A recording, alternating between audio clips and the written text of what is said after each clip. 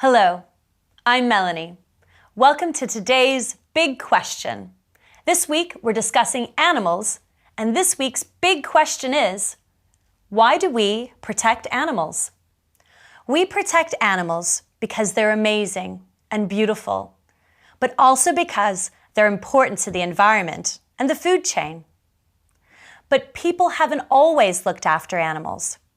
They've hunted them and destroyed their habitats. This means that many animals are now extinct. Look at these creatures. This one here is called the dodo. Dodos have been extinct for over 400 years. The animal here on the left is a quagga. It was similar to a zebra, but it has been extinct for around 150 years. When animals are extinct, they are gone forever. So the only places we can see these animals now are in museums. This is the Museum of Natural History in Oxford. People come here to learn about animals that existed a long time ago.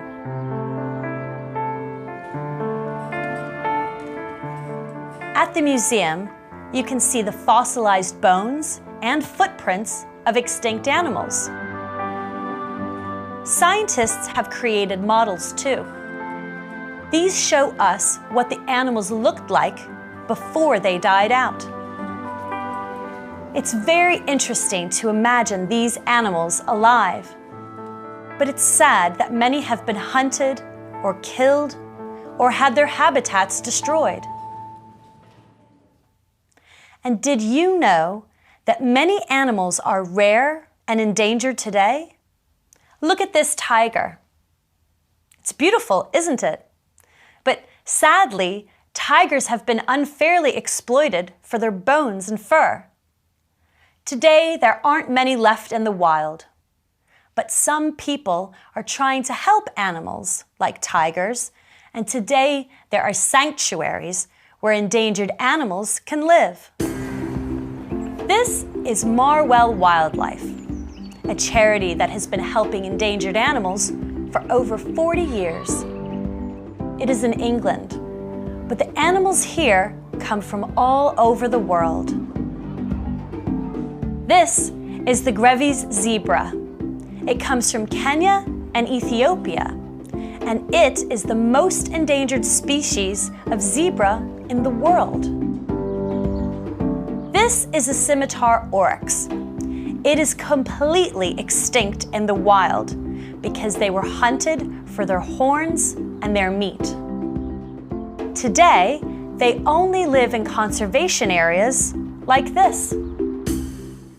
Conservation areas like Marwell are great because they teach us to take care of the beautiful animals we share the planet with.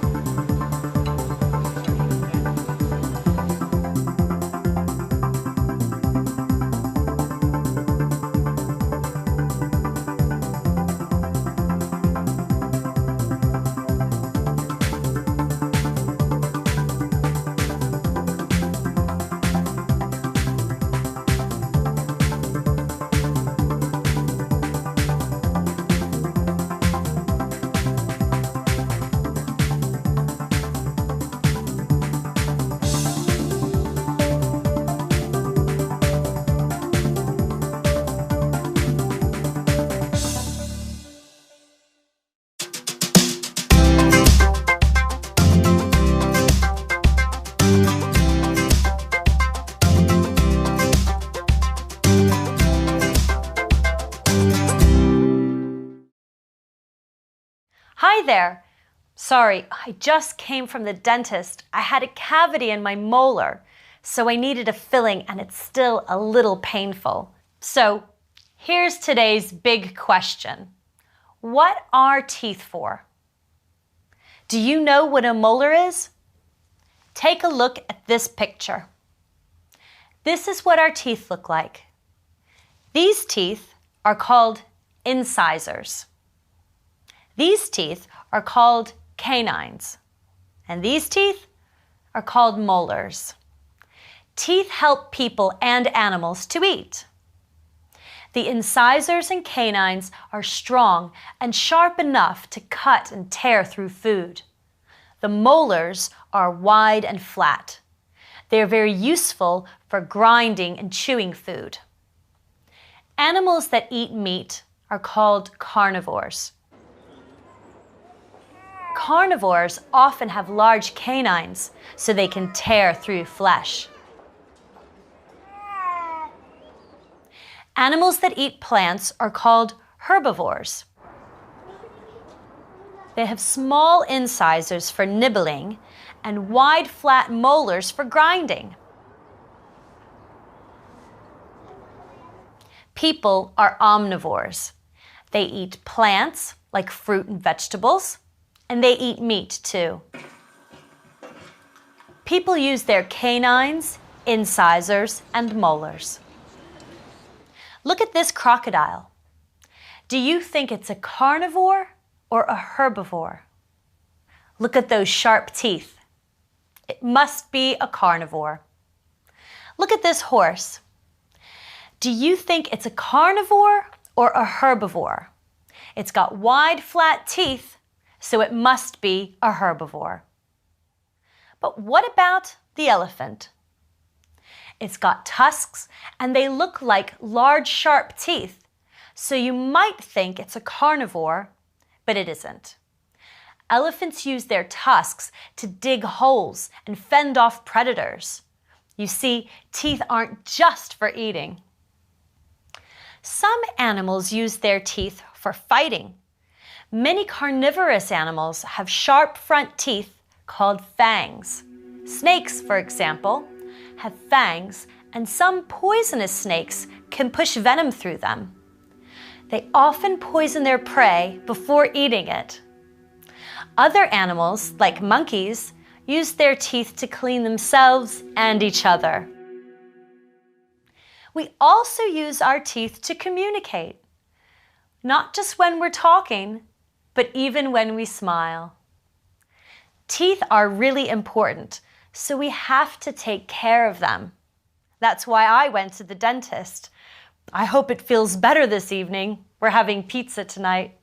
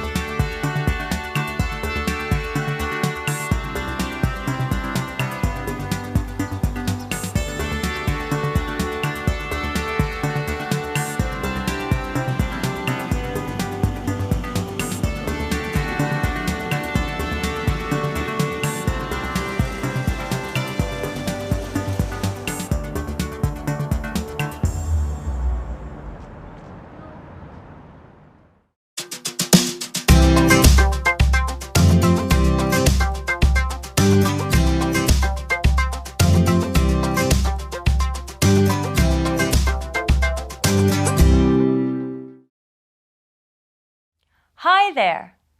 Look at these gadgets. They all do very different things. But what do they all have in common? Well, none of them would work without one of our earliest and most important inventions, the wheel. So, today's big question is, why are wheels important? The wheel is one of the most important inventions in history. It was invented around 5,000 years ago, here in Sumer, part of modern Iraq. It changed transportation completely. Soon after the invention of the wheel, people began to build carts.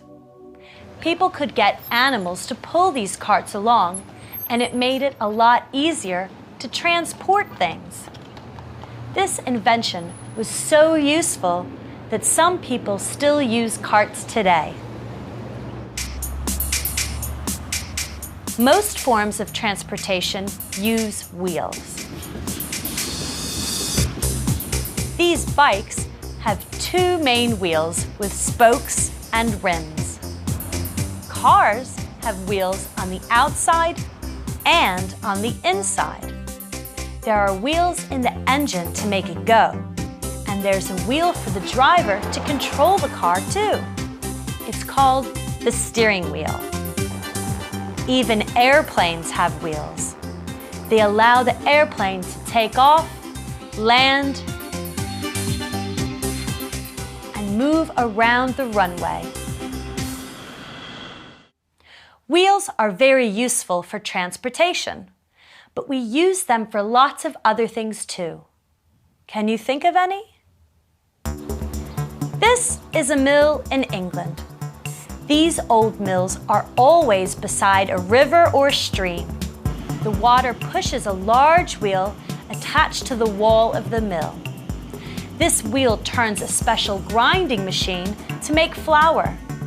Today, the mill makes paper, and it uses electricity rather than water, but it still uses wheels to dry and stretch the paper.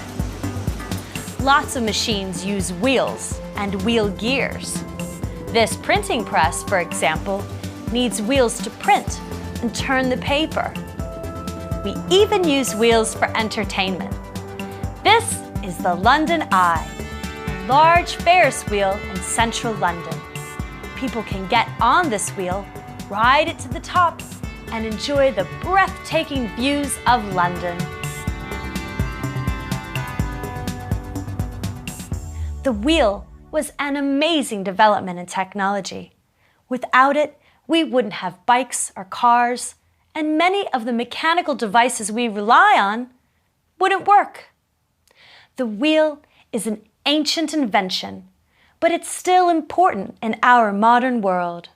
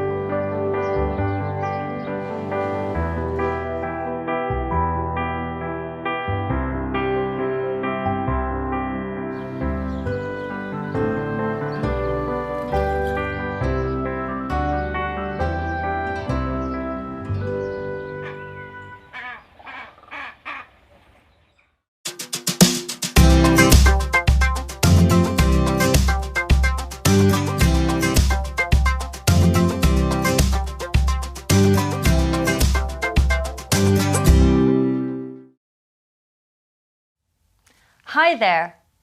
Do you know what type of animal this is? That's right, it's a parrot. This parrot's name is Jasper. He belongs to my friend Susan, and she told me that he was learning a new word every day. Isn't that amazing? So, today's big question is, how do animals communicate? I asked Susan what Jasper's favorite word was, and she said, crackers. Of course, not all animals can talk, but every animal communicates, and they communicate in different ways.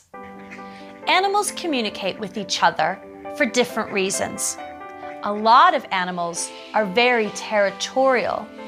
They have their own space or territory, and they communicate to defend that space. Hippos, for example, bellow when they feel threatened or want to fight another hippo. These bellows can be as loud as thunder or jet plane. Camels spit when they feel their territory has been threatened.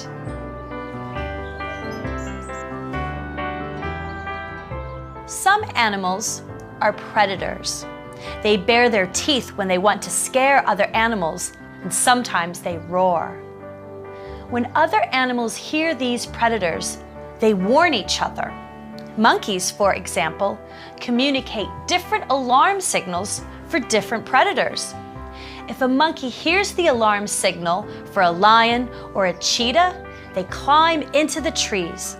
But if they hear the signal for an eagle, they stay on the ground. Animals communicate in different ways. Birds, for example, can communicate with each other through their songs and calls. They do this in different ways too. Some birds whistle, some birds tweet, and some birds hoot. They make these sounds for the same reasons as other animals. They want to defend their territory, and they want to find a mate. Most people really like the sounds that birds make. In fact, we call it birdsong because it sounds like a person singing. People enjoy the sounds of many animals, and sometimes they can communicate with them. Other animals that communicate with humans include apes and dolphins. Animals communicate for a lot of different reasons. Take Jasper, for example. He communicates with Susan when he's excited, when he's scared, and more importantly, when he's hungry. And Susan says he's almost always hungry.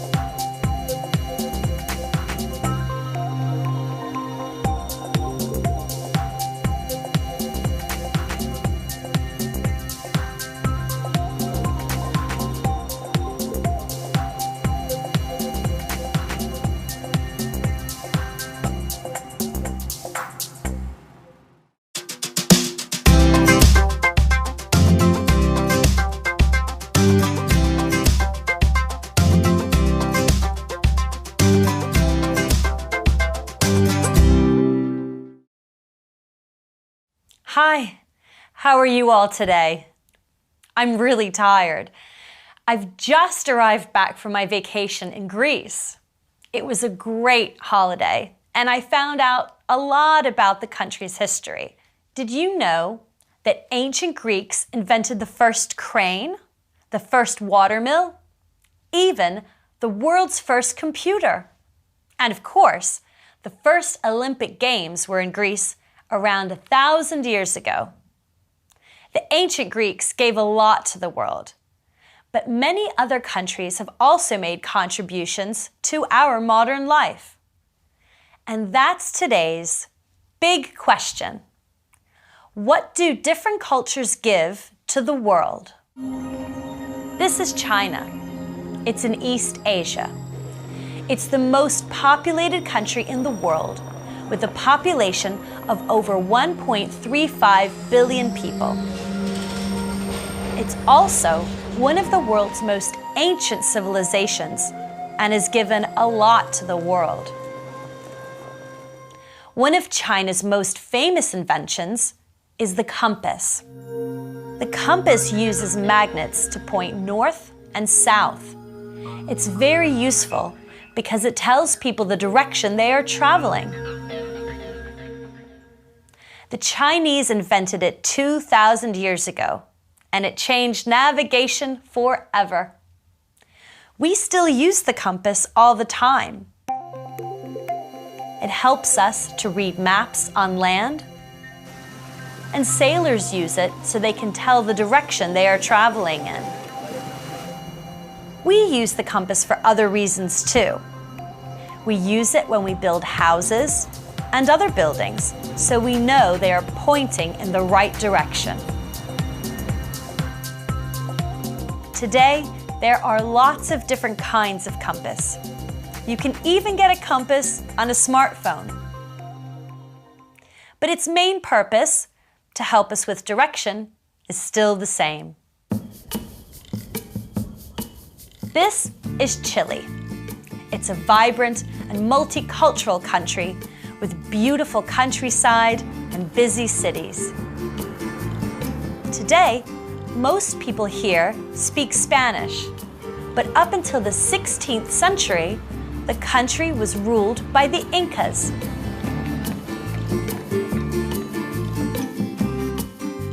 The Incan Empire was huge. They built many forts and settlements across South America, and like other South American people, such as the Aztecs and Mayans, the Incas also used the coca plant to make a chocolate drink. This was one of the earliest forms of chocolate. Today, chocolate is popular all over the world. There are many different cultures, and they all contribute different ideas and inventions as the human race continues to develop and progress.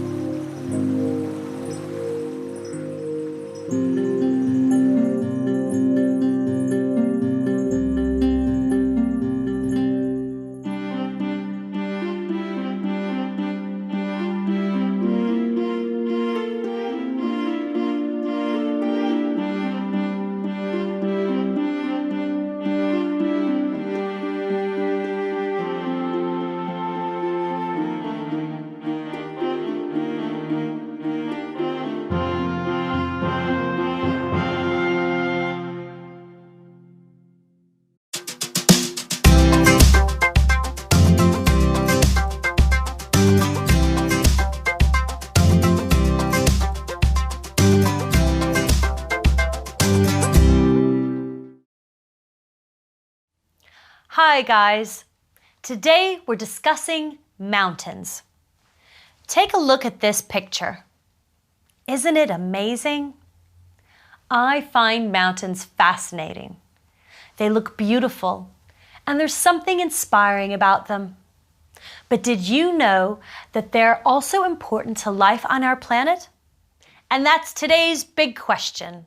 Why are mountains important? This is the Andes in South America. It's the longest continental mountain range in the world. It's famous for its steep slopes and beautiful snowy peaks. Lots of people come here to hike, climb, or just admire the landscape. But the Andes mountain range isn't just for people. Lots of animals live here too. There are 1,000 different species here, and over half of these only live in the Andes. There are lots of mammals, birds, reptiles, and amphibians. This is the Remarkables mountain range. It's in New Zealand. There are beautiful views of the range from Queenstown, a small town in the valley between these mountains. At the bottom of the mountains is a huge lake. Water comes down from the mountain and runs into the lake. There's a constant supply of water because it rains a lot here. So, why does it rain a lot near these mountain ranges? Well, mountains play an important role in the water cycle. When the clouds come in from the sea, they hit the mountains first. The mountains push the vapor from the clouds upwards, which causes them to release their water. On bigger mountains, this water often freezes and is stored as ice in glaciers. When this melts, it flows back into the sea and the cycle begins again. Mountains have always fascinated people, and perhaps the most fascinating mountain of all is the highest mountain in the world, Mount Everest. The first people to climb Mount Everest were the New Zealand explorer Sir Edmund Hillary and the Nepalese mountaineer Tenzing Norgay. Their success was inspiring. And since then, lots of people have climbed Everest. Climbing Everest is now a symbol of human achievement.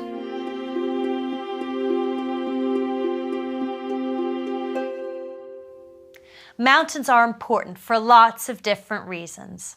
They are home to many different animals, and they store ice, which helps our water system. We can also go there to hike and climb, because mountains are great places to explore.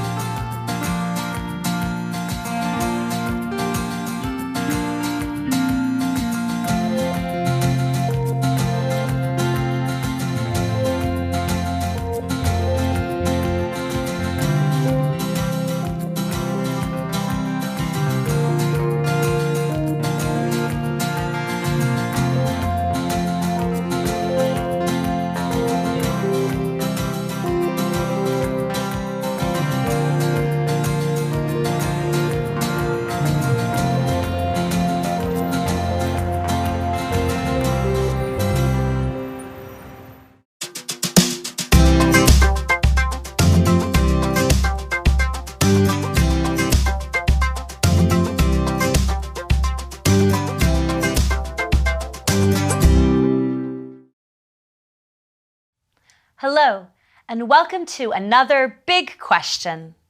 Take a look at this picture. This is a food market in London. What do you think is happening here? These people are buying food like fruit, vegetables, and cheese. And how are they buying things? They're using money. And that is today's big question. Why do we use money? People have bought their food at markets like this for centuries. But they didn't always use the money the way we do today. At first, people exchanged things they had to get things they needed. We call this bartering. Then they used shells, like these, to buy things. They were light, easy to carry, and didn't break easily, so they were very useful. Soon, though, people made the first coins out of metal. We still use coins today. We use paper money to buy things too. But how do we get money? This is Sarah. She has a part-time job in a hotel. She spends her money on lots of things, like clothes and her mobile phone. She also donates some of her money to her favorite charity. This is Max. He doesn't have a part-time job, but he does chores around the house for pocket money. He also gets money for fixing bikes. He saves almost all this money to buy video games. We have jobs so we can get money. We then use our notes and coins to pay for things in shops. But online shopping is becoming more and more popular. You can buy almost anything online and you pay for it electronically. There are special plastic cards for this. We use debit cards to pay people directly from our bank account. We use credit cards too. They allow us to borrow money from the bank for a short time. We pay them back later. Someday, we might not need notes and coins at all. We still use money for the same reasons we always did. We can use it to buy things, we can save it and buy something expensive, or we can even donate money to charity. But our money now comes in lots of different forms.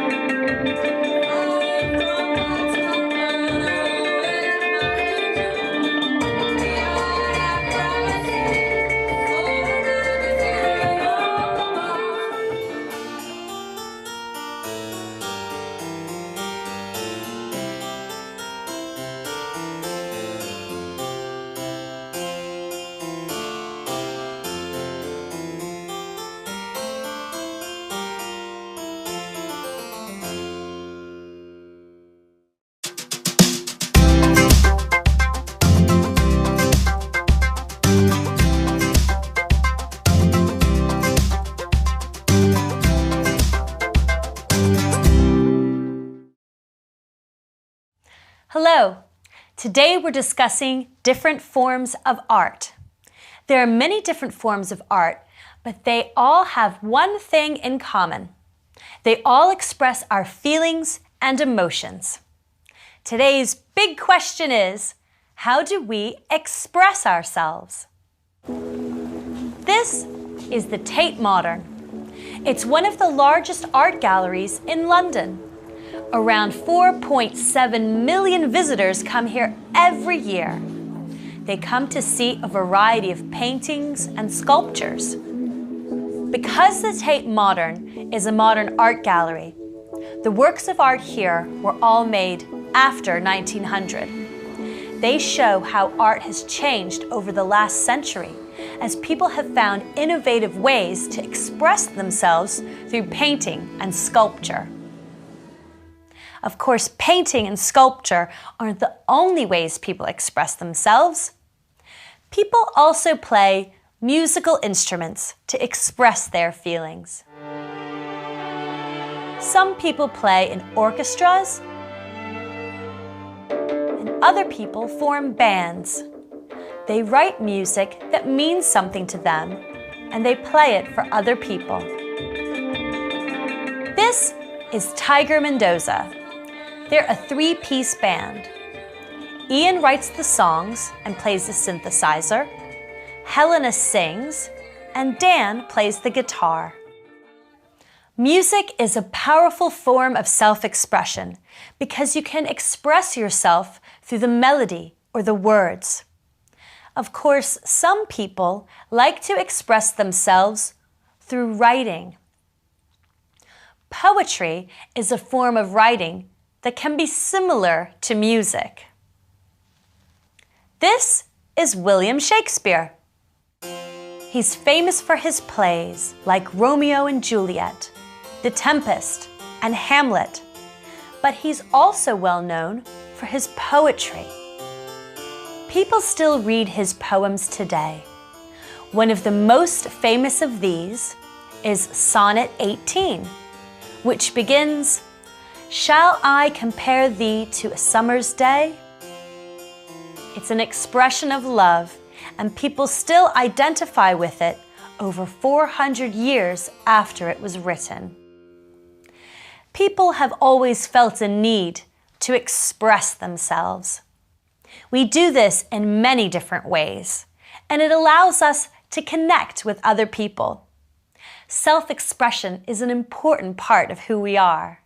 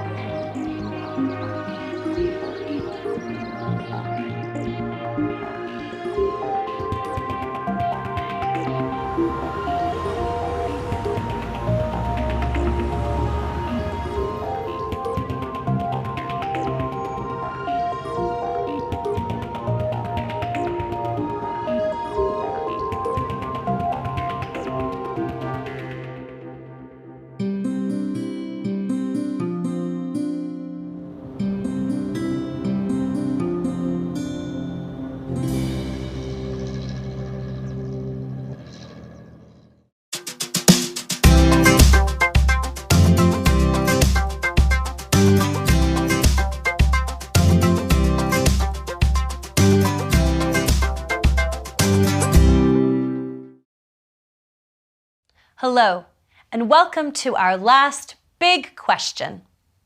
All over the world, cities are becoming bigger, and people are constructing more and more buildings. But why do we make buildings? That's today's big question. The most important reason we make buildings is that we need shelter. Buildings give us a place to live, where we are protected from the weather. People live in all kinds of buildings. They live in houses, apartments, and some people live in special houses, like this one in the forest. It's made entirely of natural materials.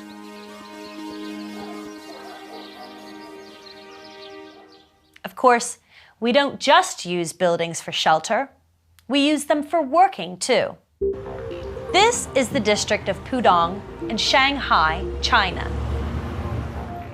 It's full of towers and skyscrapers, and almost all of the buildings are modern and impressive. In fact, Pudong is home to some of the best-known buildings in China. There's the Shanghai Stock Exchange and the Jinmao Tower. There's also the Oriental Pearl Tower, a TV and radio tower that has now become an icon of the city. Many people work in skyscrapers, but people also work in other types of buildings. Some of these buildings are ordinary, like factories, warehouses, and restaurants, but some buildings for work are more unusual. A lot of these buildings have unusual designs, like the Sydney Opera House, for example. The Sydney Opera House is a performing arts centre in Sydney, Australia. It is used for opera, theatre, ballet, and music. The roof is designed to look like waves, and this image is now a symbol of the city of Sydney. The building has become famous all over the world. In 2007, it became a World Heritage Site, which means that people think it's very important. Our buildings serve many practical purposes. They give us places to live, work, and socialize. But our buildings also say a lot about us.